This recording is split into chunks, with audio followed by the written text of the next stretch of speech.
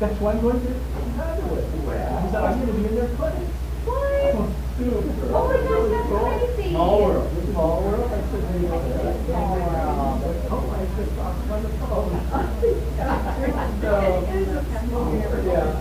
contacted him. Oh, really? Oh, my God, that's too much.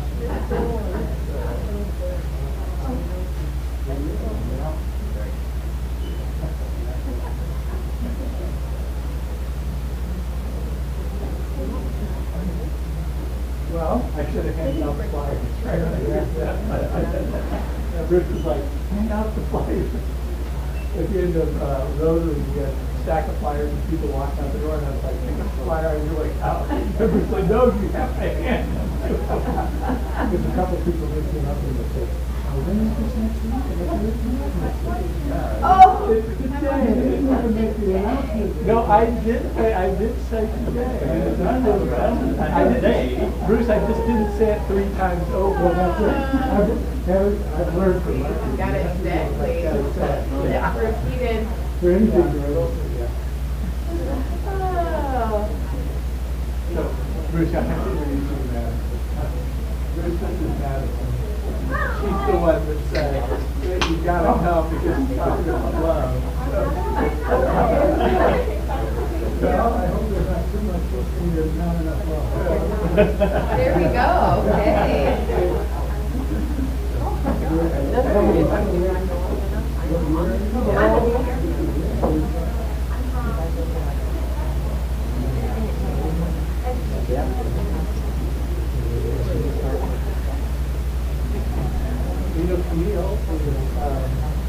So are you doing? Pretty good. Oh, No, Nate's Good. exactly. Let's get it straight. Camille is the star. Yep.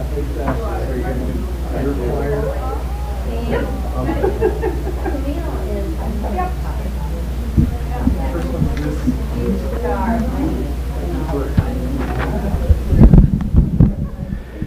Well, it's good to see you all. Thank you for coming. When I'm introducing someone, I always like to use a ChatGPT generated poem. So this is my introductory poem for Dr. Bruce Forbes to the tune of Tina Turner's What's Love Got to Do With It? So here we go. You think that religion is dusty and dry? Well, Dr. Forbes will blow your mind sky high. A preacher, a teacher, a scholar so bold, with stories and wisdom worth their weight in gold. So what's faith got to do with it? More than you'd think, he'll make it legit. He's got degrees from coast to coast, PhD, yeah, now he's the toast. From Morningside's halls to Princeton's crown, Perkins in Texas, he's laid it all down. A Methodist minister through and through, being bridging sacred and secular too. So what's church got to do with it? Building bridges, he's never quit. Faith meets culture, a perfect spin. Let Dr. Forbes, let the show begin. So, so Bruce Forbes to talk to us today about what's love got to do with the Valentine's Day.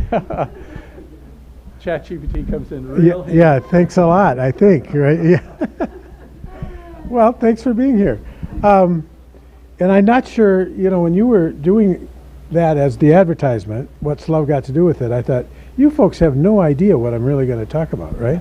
And I'm a little nervous because, see, I'm trained really, I am an ordained United Methodist minister, etc., but my doctorate and all, I'm trained as an historian. So I do history of things, and that's a big part of what we're going to do is talk about who started Valentine's Day, how did it develop, but we'll get to what's love got to do with it eventually. And in fact, I was thinking about with that question from the song, there are two other questions I usually get asked. One is, isn't this really something that Hallmark cards just made up? You know? And the other question is, how religious is this really, or if at all? I mean, I know there's St. Valentine, but what's the deal? And we'll, I think, before we're done, answer all those questions, including what's love got to do with it, right? This is a little awkward for me because I'd rather just stand here with you, but I just explain, first of all, why I'm doing this topic is that I am from Morningside. This is my hometown and all the rest. My mom worked in the library here at Dakota Wesleyan. Of course, not this building, but right. So this is kind of my hometown, but I went to Morningside. Sorry, folks, but I didn't want to stay at home when I went to college. And then went on and got graduate degrees. Never knew that I'd be back at Morningside teaching for 40 years, which was really my career. And in that 40 years, I'd say the last half of it, the last 20 years, I've had this special interest in holidays. And people ask me kind of, well, how did this happen? Most colleges have, what, a big Christmas concert? A big concert here? At Morningside, one year, the choir director asked, he said, I want to have more than just a concert. I want a whole day of activities. So let's have craft fair all day long and a special meal, and let's have Swedish folk dancers. And in the midst of all this, he said, could you do a lecture illustrated like PowerPoint on the history of Christmas? And I thought, that would be interesting, sure, but I knew almost nothing, even though I have, degrees. I have a doctorate in the history of Christianity, but we study boring stuff, and we did not study holidays, right? And so what I learned surprised me, surprised everybody else. They told me I should write it down. Took a while. What I always remembered then is one person said to me, I don't want to read a 500-page book. And the other remark I've never forgotten is one person who said, I'm curious, but I'm not obsessed, right?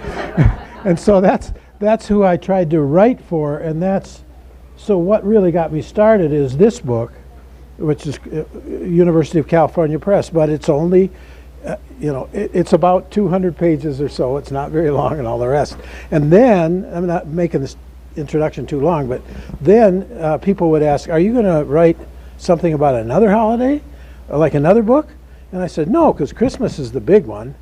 But I would get questions, like what I especially remember is the local public radio station in town called me up and said, could we interview you about Valentine's Day, by the way.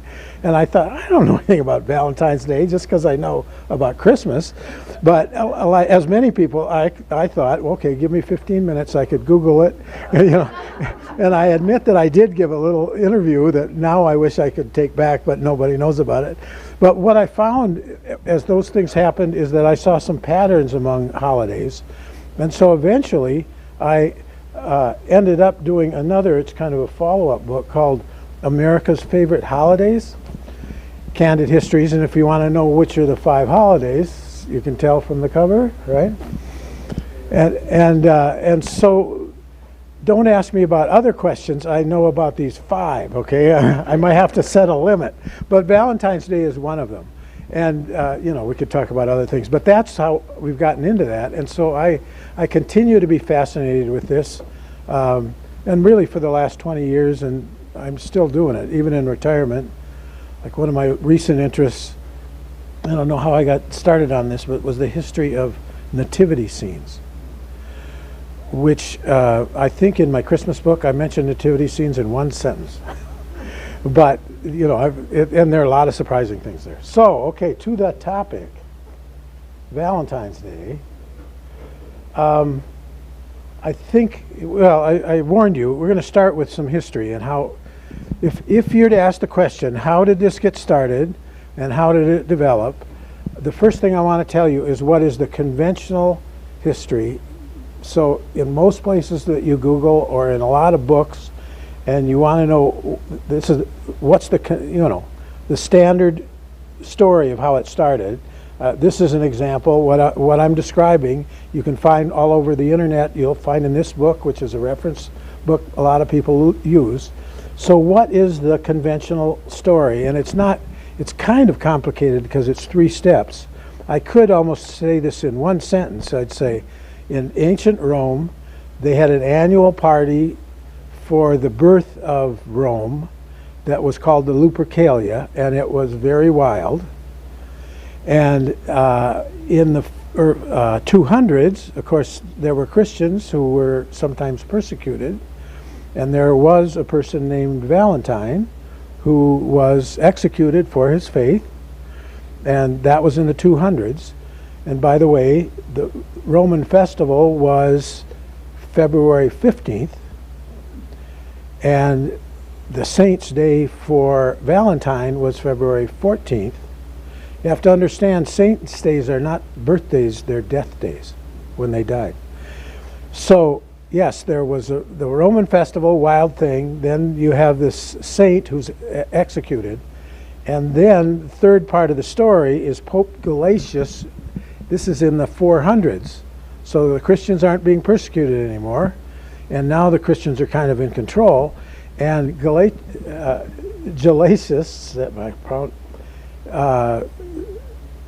gives a proclamation and writes a long letter that condemns this Lupercalia and says Christians should not participate in that, and instead you should participate in Valentine's Day, and that would be a proper kind of love.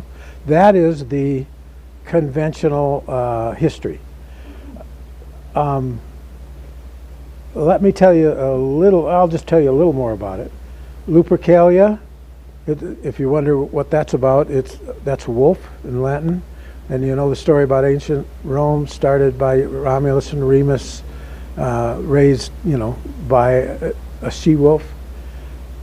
And so they would have, what this was known for was, really wild partying, basically. But one was that 2 of the more athletic people would be chosen, and they would slaughter 1 or more goats, and they would run around in the public square wearing almost nothing except, I guess, what a little less left of the goat skin.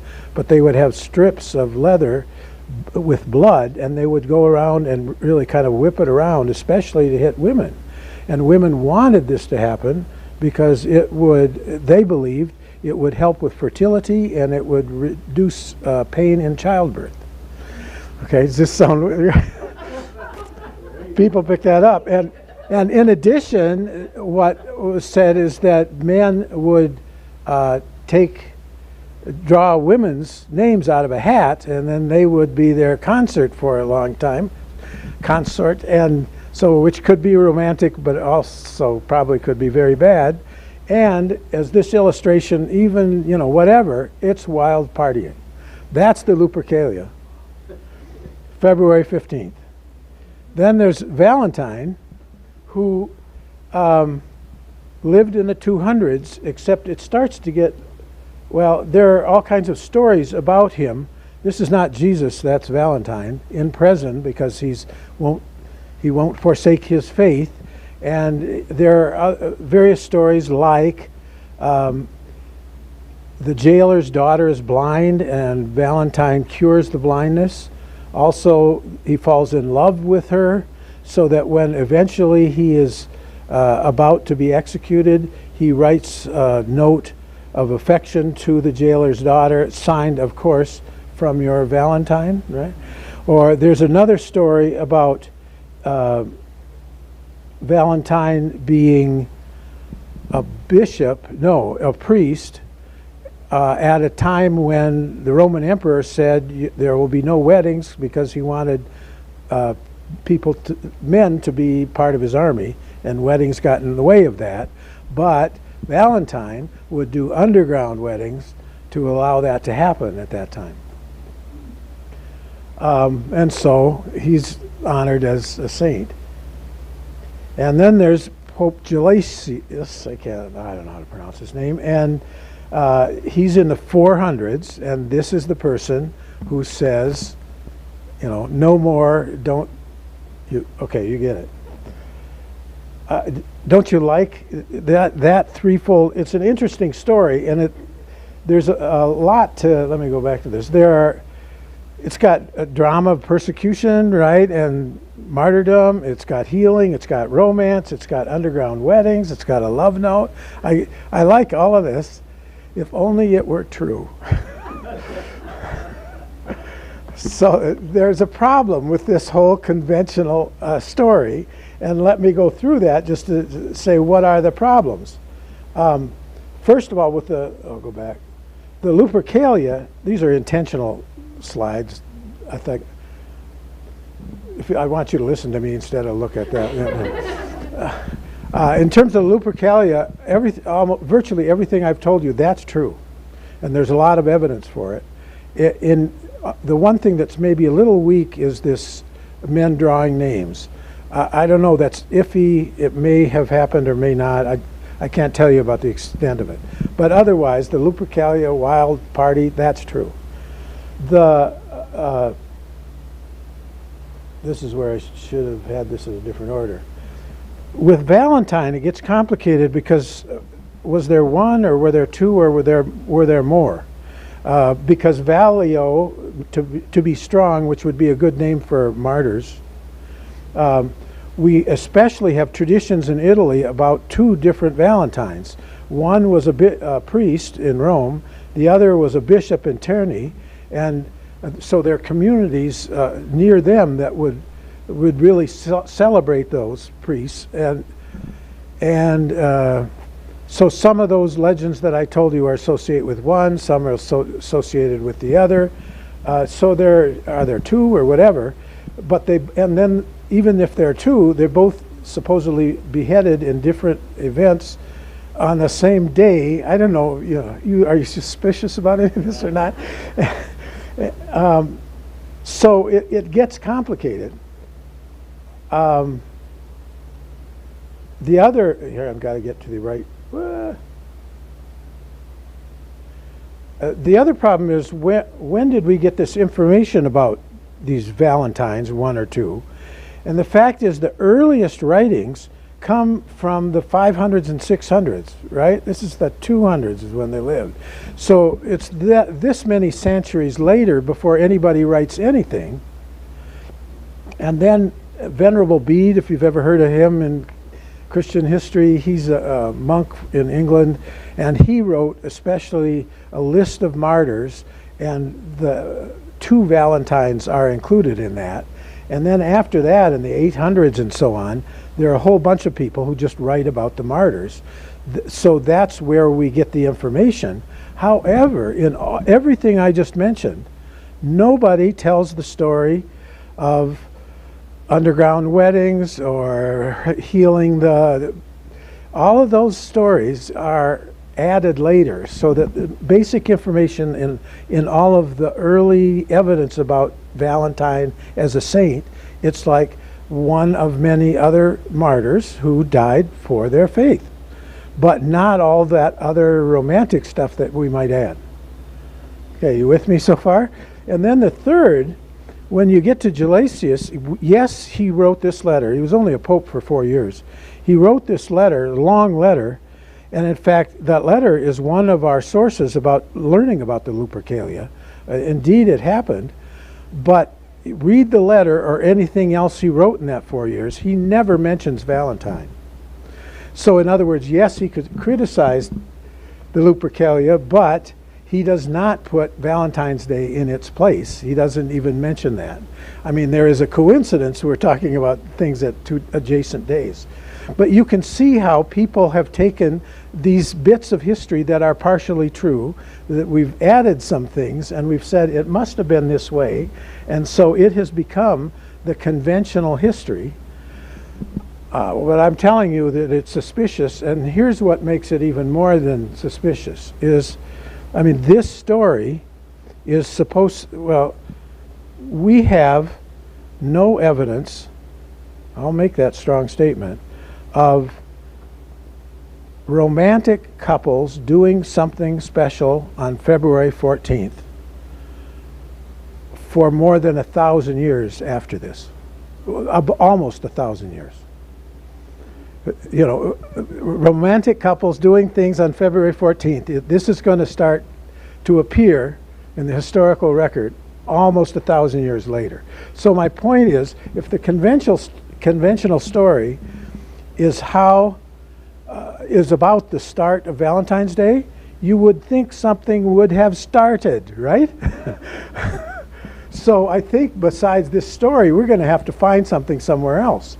And interestingly enough, there are two scholars working independently. I don't think they ever knew each other, met, or anything.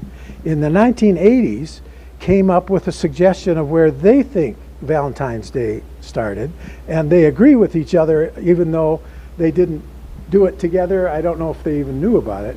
This is the 1980s, which I'd say is recent.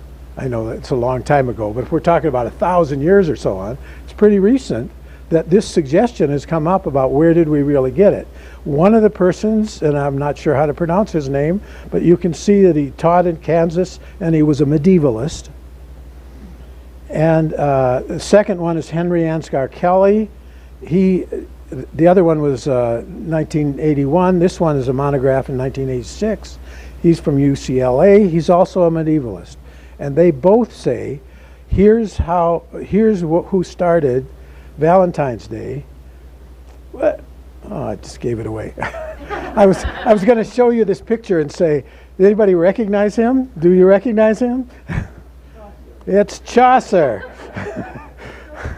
Darn. So, you know, and you've all heard of Chaucer. Like, anybody ever have to read Canterbury Tales, or, you know, and all the rest? And he, in his other writings, he wrote a poem in 1381. We're not exactly sure what, but we think for an engagement, you know, the poets had these persons who would give that's how they made their living. And what he wrote is what we usually call the Parliament of Fowls, or the Parliament of Birds. And it's several pages, so you can get it published in a short little book. And this poem, it gives you a picture in the poem of a beautiful garden with kind of Mother Nature, some kind of woman, I don't know, it's been translated, it's kind of Mother Nature, kind of in the garden, but also every kind of bird you can imagine. And so it's the parliament, right, of fowls, of birds coming together in this poem. And in the poem, there is this line. This is the Old English. If you ever had to read Chaucer in Old English, you know, I didn't appreciate those English teachers who made you do that. For this was on St. Valentine's Day, when every fowl cometh there to choose his make. If you do more modern English, it would be, this was on St. Valentine's Day, when every fowl cometh there to choose his mate. In other words, so this poem is set supposedly on St. Valentine's Day, and the whole idea is this is where all the birds come to, you know, choose their mates at that time. That's the start of this theme. And it's kind of beautiful. It's a beautiful poem. And he makes this claim about Valentine's Day. I mean, he repeats that 3 more times in the poem. So it's not just a passing statement. And that, we say, is the beginning of this theme. Too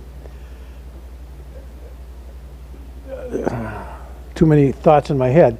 The first thing to say about this is that this is coming out of a background of courtly love. You know what I'm talking about?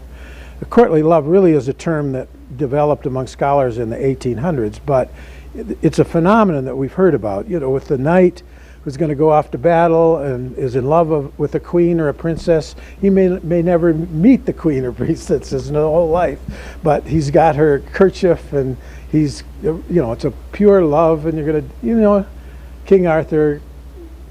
Everybody knows what I'm talking about. And so you have that tradition.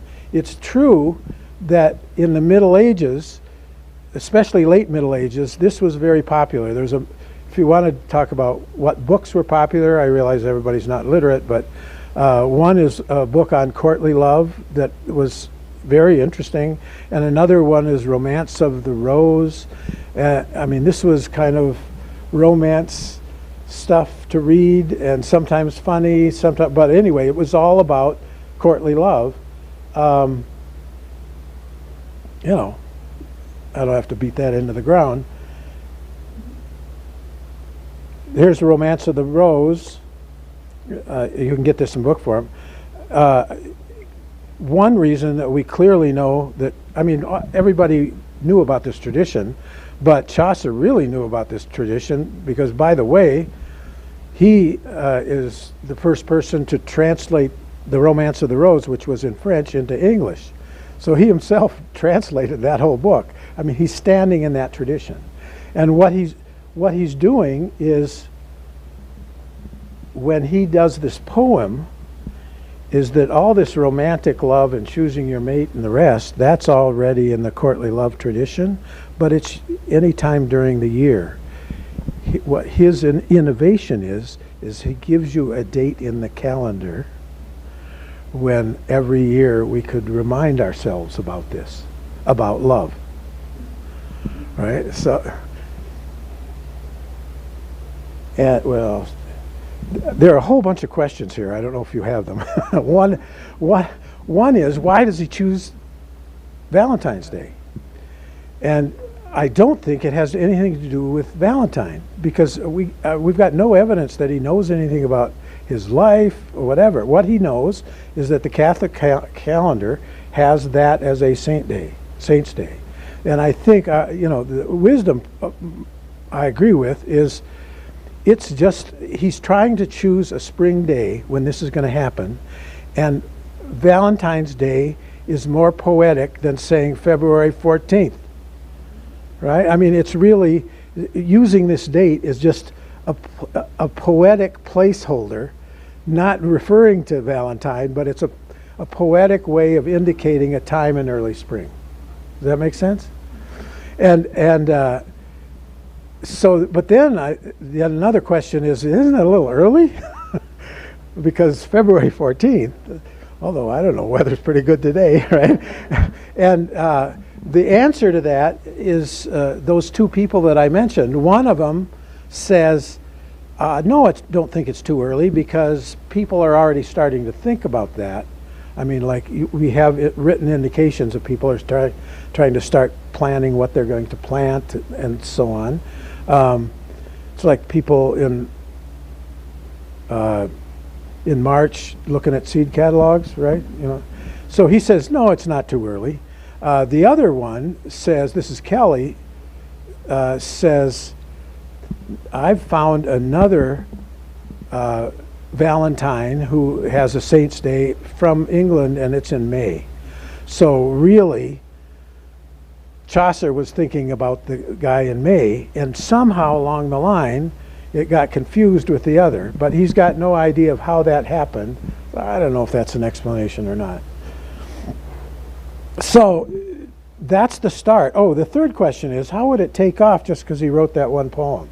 And the fact is, he was in a circle of literary folks who, I don't recognize their names, but if you were in the English history language, you probably would recognize. They all started using this, so that he had not just his single poem, but a whole group of noted people who would write took off with this. And by the way, already within a few years, they're using Valentine in several meanings.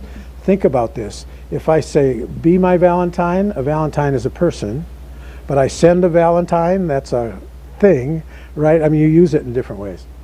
I realize I gotta hurry up here. Well, I don't know. Oh, I've got some time, right? So let's talk about then how do things develop. So the point is, how does Valentine start? It starts as a literary thing, and it's about poems and letters that people write to each other. And just like courtly love, it's not really the general population, it's usually the upper echelon.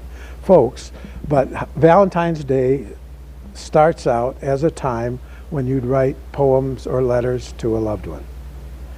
And then if I can quickly talk about developments, by the 1600s in Britain, because remember, this is Chaucer in English and so on, Valentine's Day is pretty widely celebrated in Britain, but among the upper classes. By the 1700s, it's everybody. So, and yet it's still handwritten notes, and sometimes small gifts get added, but that's not the major thing. It's because it started as poems and letters. And then in the 1800s, we developed cards, which, of course, that could save you having to make up a poem, right? I mean, because so the cards are helpful, and then that really comes to the United States in the 1840s. We can chart it because we can see when they just explode in the United States. There are statistics. Here's an example of what they look like, by the way, the cards. So they're not mass-produced in the same way that they are now. They're often very decorative. One here. So estimates in New York City. You can see these numbers. 1843, 15,000. You know, it's already 30,000 in just a couple of years. I mean, this is the big. It really, and you have the similar statistics in Boston, in Philadelphia, especially this East Coast region. I think Amherst poet Emily Dickinson in the 1840s has something about there's so many cards around here, it's like snowflakes. So that's when it became the big, it was the big fad. What is not noticed a lot is in this process of where it's supposed to be written letters, but now we're going to have cards, there was in this interim another interesting phenomenon, and that is that there were some pamphlets that were sold, and I think widely in England and in the United States, that were called Valentine writers. And what those were is ready-made poems that you can plagiarize and you can put on the card, right? And also you'll notice it says, well, here on that one, with appropriate answers. Because that's one other part of the Valentine's card that I hadn't thought about before, is really if the card says, "Be my Valentine," that's a request, right? And you probably should answer. And I think early on, when you were writing notes or letters, you would send the Valentine, but then you're waiting for one to return. So this isn't all going to happen just on one day. It will be happening, you know, in the general area. And if you want, and here's, sometimes they were just for women. Sometimes it was for both men and women. There are a bunch of these publications. If you wanted to have a little example, here's one of the poems. I know you can read, but I'll read it for you just in case, right? I for my Valentine have got a little comfortable cot. I've got a little piece of land and other things too at command. Oh, tell me then if you'll be mine, say you'll be my Valentine. You like that? Now how do you want to respond? For compliance, to my thanks you have a claim for the kindness which you proffer. I should be indeed to blame were I to reject your offer. I guess that's a yes. And 'tis not land that can impart a good temper, a good heart. In the cottage we may find anger and a troubled mind. I think that means no. Right? Anyway, you have those other two ones I showed were from Britain. These are from the United States. You had these Valentine writers, at least for a short period of time. So you have these cards, and then comes commercialization beyond that. And this is where I'm not sure where to make this point, but there's a guy named, there's a guy who's written a book called Consumer Rights, R-I-T-E-S, so not, you know, the other kind. So it's about the commercialization of holidays. And he argues that, especially in the United States, the first holiday to get commercialized is Valentine's Day. And then Christmas comes along, obviously second, and really goes gangbusters. But if you want to blame somebody or some holiday, it would be Valentine's Day, because Valentine's Day cards came before Christmas cards. And those little gifts on Valentine's Day came before the onslaught that came later. So I think you can make the case that it's Valentine's Day that started the idea of wider commercialization. And I've got some stats here. Some of these are a little outdated, and also these are kind of flaky. We don't really have academic studies of some of these numbers. It's the industry who will tell you, and so on. So, I mean, we'll take this with a grain of salt, but it helps us think about, I mean, here, 145 million Valentine's Day cards, that's this year, does not count the kids' little boxes of little ones. So it's, in terms of cards to this day, that's second only to Christmas. And if you wonder about Hallmark didn't start, this is J.C. Hall. Do you know the history of, it's very interesting. J.C. Hall and his brother were the starters of Hallmark cards. They're from Nebraska, and J.C., whose name is Joyce C. Hall. And so in my Christmas book, somehow I mentioned this. It's a man, even though the first name is Joyce, but my editor changed it to a he, in a reference. Anyway, Joyce, this is a digression. It's Joyce C. Hall because he was born in Nebraska City, Nebraska, and on that day, the Methodist bishop was in town, and that inspired the mother, and Joyce was the bishop's last name. So J.C. Hall got that name, which is why he calls himself J.C. and not Joyce. Anyway, he starts by having little cards that he has more or less in a shoebox and sells them, and he sold Valentine's cards before he sold Christmas cards. But it's in the 1900s. So you can see the Valentine's craze happened in the 1840s. Remember that date back then. No, we can't blame Hallmark for all of it. Just by the way, though, Hallmark did invent the idea of the card rack. Before Hallmark, if you wanted to get a card, they were back behind the counter, and you brought out possibility. I don't know how they ever did it before. That's J.C. Hall, by the way. 36 million heart-shaped boxes of chocolate. By the way, there's one member of the board of trustees at Morningside is the president of Palmer Candy. And when I was working on the 5 Holidays book, I saw him at a meeting, and I said, every one of the 5 holidays that I'm studying has an association with candy. And he said to me, that's not by accident. But those little ones, the 8 billion, roses,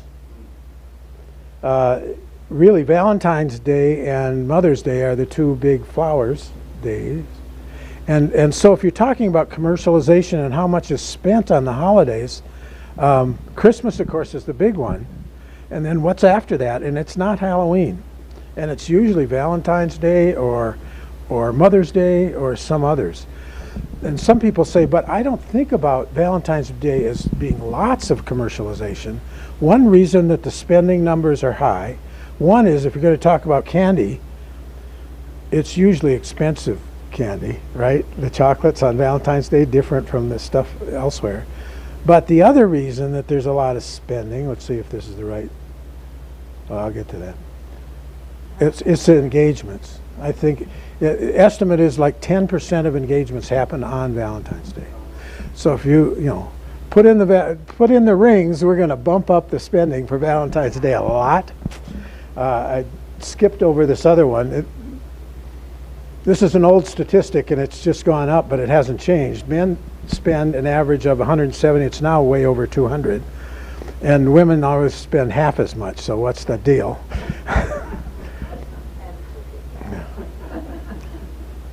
So there's one other thing I want to say before we stop and talk about it. There are a couple symbols that I'm curious about. What about the heart? Where did we get that? And there was one, when I've worked on both of these books, I do research, and then I like to do presentations kind of like this before I do much of the writing. It's like my pre-writing, because it helps me organize my thought, but I also get to see what questions people have. And I remember one time, in fact, I remember where I was. It was Virginia Wesleyan University, and I was talking about Valentine's Day, and after we were done, some guy raises his hand, and he says, the heart, where did we get that symbol? And I said, why do you ask? Because I've never thought about this, and I have to go for time. And he said, well, I'm a science professor, and I've held a heart in my hand, and it does not look like that, right? And so can't we say, if that's a heart, that doesn't look like that other symbol. How did we get that? And so now I've had time to, study a little, and there are a couple of common answers. This is the comparison. They don't seem to look alike. One is that it comes from certain ivy leaves that certainly do look like hearts. And in those cases, for people who say that's where it came, then they talk about ancient Greece and ancient Rome and what did ivy leaves mean in those cultures, and that's the reason. However, it doesn't explain how it got red. But that's one explanation. The others, and I'm not sure I'm supposed to say this out loud, but the other explanation, by the way, this is from a Roman coin. That's not a heart. That's an ivy leaf. The other, don't have a picture of I won't. The other common explanation is that it's from a woman's bottom bent over. And there are two episodes of The Big Bang Theory where that's what Sheldon says. So, but you'll also find it in other places. However, there's a third explanation, and I have some doctor and nurse friends who say this, and they say you don't need that. I do think the heart indeed does look like a heart. It's pink, it's not bright red, but it has two chambers. It's narrower at the bottom than the top. So I have friends in medicine who say you don't need those other theories. It really is the heart. But, and there's an art historian that influences me on this, says that's the way a lot of other logos are, is that they oversimplify something, but it's still recognizable. And a great example of that is the smiley face. Now that does not look like your and my face, right? But we all know what it is. And so I think the argument is, how did we get the heart? We got it from the heart, right? It's just that we've stylized it just like we do that, and then we have emojis and all the rest. There are two other interesting things here. Is if you look in the Middle Ages, this stylized heart does appear before Valentine's Day does. And it might surprise you the two places it appears. One is playing cards. And these playing cards, this is, there are all kinds of different, I have some experience, sorry. I have some experience with, in Italy, and they have some playing cards that are totally different, nothing like this. And there's Spanish ones that are different. These are French. And this is what has become what we use in the United States. But see the heart? And by the way, thinking of courtly love, what are King, Queen, Jack, right? So that it developed in courtly love, even if it wasn't Valentine's Day. The other is clearly religious, and that's in the Middle Ages, the bleeding heart of Jesus was a devotional object in all kinds of art. And it very much looks like with the thorns and the blood. So both of those hearts do appear in the Middle Ages before Valentine's Day, but I think the one from the cards gets really adopted for us as we go on. So we'll kind of get here to quit. So you can see the beginnings, not that story that you usually hear. It's late Middle Ages, it's Chaucer, and it's courtly love. And have I been clear enough? So these other stories about underground weddings and that, where we see those stories appear is generally in the 1800s and so on, is the earlier.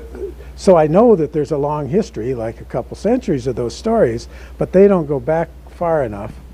Don't you think it's like, okay, this holiday is taken off, and Christians say, well, it's St. Valentine, there must be, we got to get the Christian connection working, so let's make up some stories about St. Valentine so it'll fit with the day.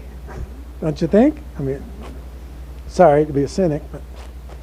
And what I've already told you about, so we have an American explosion in the 1840s to the 1860s, the claim that it's, I think, the first of 3 commercialized holidays.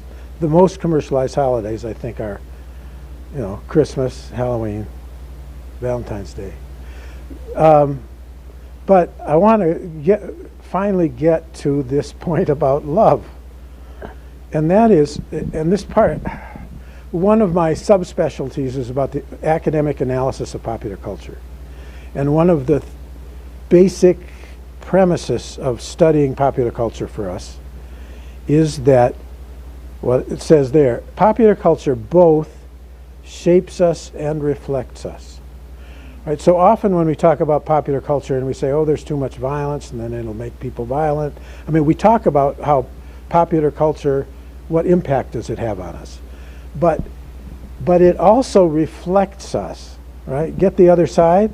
In other words, something doesn't become popular unless it somehow resonates with us. I mean, yes, there are people out there marketing and they try to push things on us, but there are a lot of things they try to market and they flop, right? Why do some things not flop? And it's because, I don't know, it relates to our hopes or dreams or fantasy, I don't know what, but in a way, when you study popular culture, I do think we want to study how popular culture is influencing us. We've got a lot of talk now about smartphones and what that's doing to the culture. But you also, I think, on any of this, you have to say, why do these things become popular? It's we make them popular, and what does that say? And so I think the question is, a lot of things could have, a lot of things don't fly. Valentine's Day flies. And why is that? I would suggest, and this is a line from, I think, some guy with the National Retail Federation, so he has his own agenda, but I think he's right. And he says it's popular because, right? It's the one day of the year when millions find a way to show their loved ones they care. And I think that's true. We have a date on the calendar. It's a little like, at Christmas we should say we should have the Christmas spirit all year and so on. On Valentine's Day we could have the same thing. Yeah, we should have this all year. But it's good that we have this at least once. And, so the Valentine's Day may be only tangentially related to Christianity, but it's directly related to Christianity if the theme is love.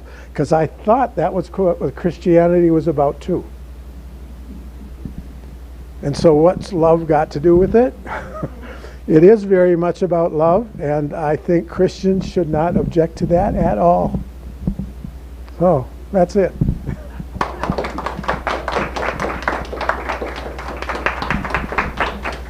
Any more questions for Bruce?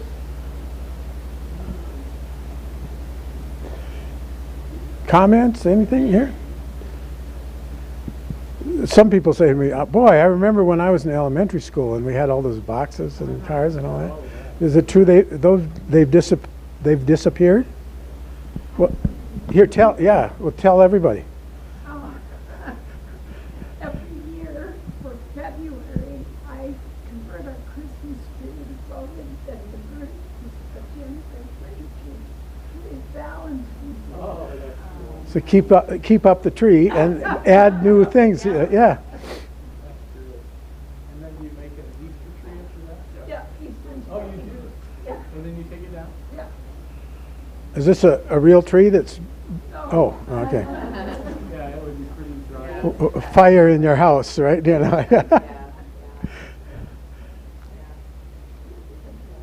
Isn't this, I mean, I just think, I don't know what to say, but I think this is so interesting. And it is common when I go through other holidays, you know, this is what they always say, well, not quite.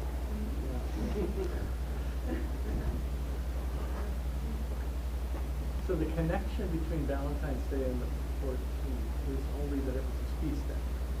Yeah. Nothing to do with the fact And saying it's his feast day means that was supposedly when he was died. Yeah. but there's no real reason that St. Valentine, either one of them, actually had any connection to love. It's just Yeah. All the early accounts talk about how they lost their life because they would not forsake Christianity. Does not have the rest. And it would be nice if we could find in Chaucer's writing something that would say, well, Valentine, I've heard such and such, but he doesn't, because those stories haven't arisen yet. That was my question is, Thanks for coming, you guys. Yeah. What? it seems like he must have been drawing from some existing, not tradition to put that in the poem like that, and not just he invented it out of hope. Yeah. What kind of, and yeah, what could it have been?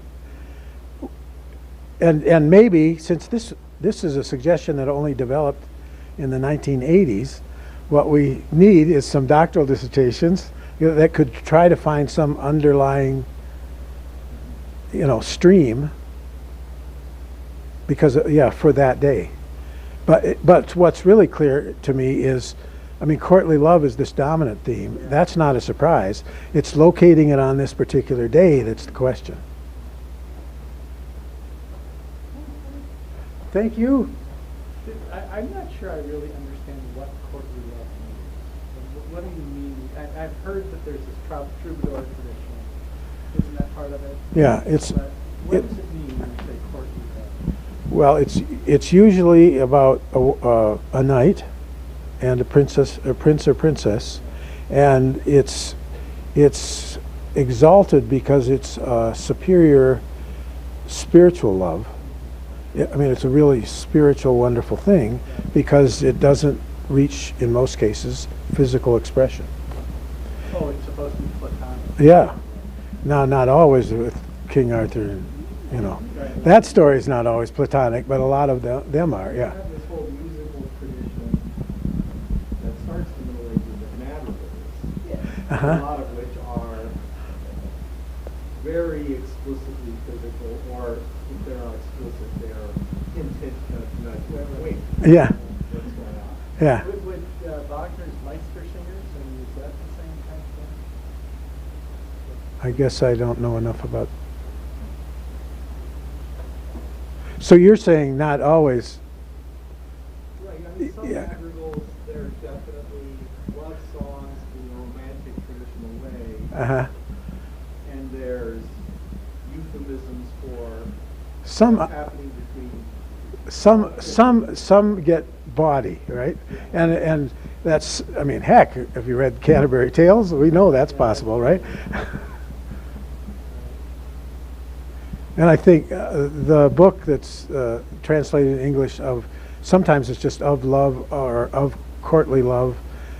It's supposedly a chaplain, priest talking to a young man who's unacquainted with love, and he gives all this advice.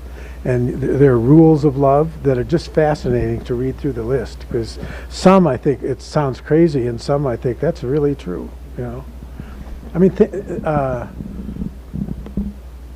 I can't remember how it's phrased. There's one line of courtly love, something about. Love either grows or diminishes; it never stays the same. Which is interesting to think about, right? There's this wisdom, and then that one. No, I'm not sure I go for that. Thank you very much. Yeah, that's great. Can you